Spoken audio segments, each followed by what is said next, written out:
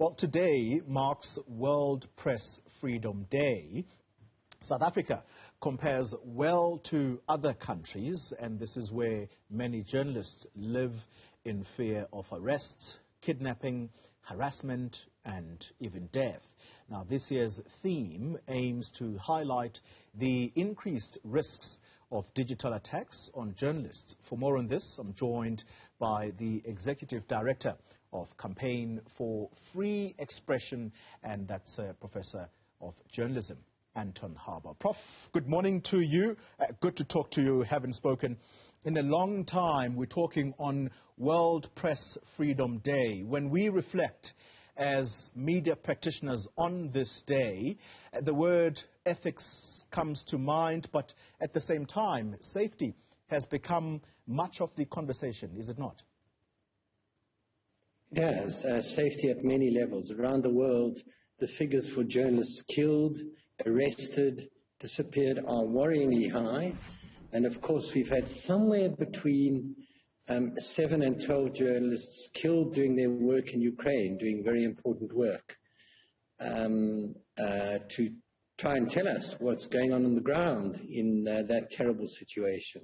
Yeah. But there are also many countries, and South Africa among them, where we don't have such terrible statistics, but we do have worrying levels of harassment, of legal and other threats, and a number of factors which are making the important work of journalists, increasingly difficult that we need to face up and address. Yeah.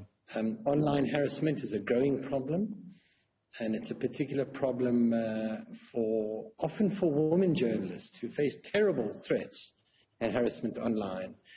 That really encourages and enforces a kind of self-censorship, where one can be worried or scared of tackling certain stories because it leads to the most terrible harassment and threats online. Yeah. So these are things that we have to think about and tackle on this day, and make sure we're defending our journalists and making sure we're taking measures to protect them, not just for our democracy, but because it's important for our economy.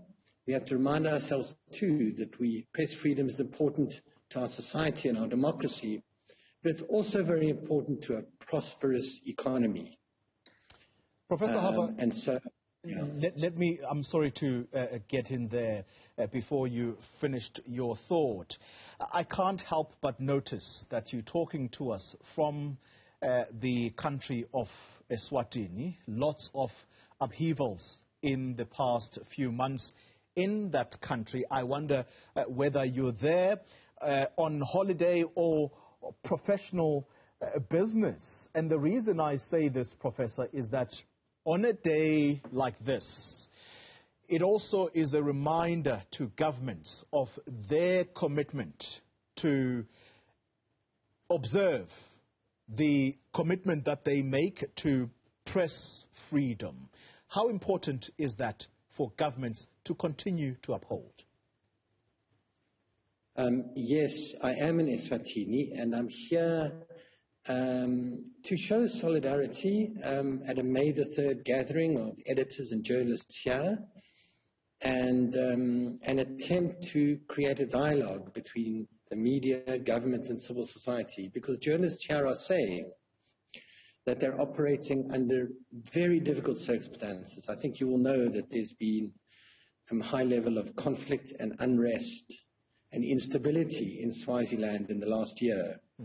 And journalists find themselves very much caught in the middle, with a government that does not allow a great deal of independence and criticism, but increasingly also a civil society, a protest movement that is attacking journalists. We've had a few incidents in recent months in Eswatini where journalists have come under attack.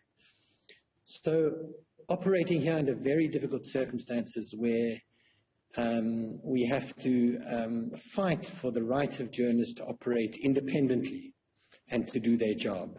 Yeah. And it's extremely important that we get governments and societies as a whole to recognize the value of independent critical journalism, allowing journalists to make their decisions based on the public good Yeah. not on narrow economic or political interests, but on serving the society and the democracy and the economy, the public good as the whole. Executive Director of the Campaign for Free Expression. That's the Professor of Journalism, Anton Harber, talking to us from Eswatini. Thank you very much for your thoughts on this important day.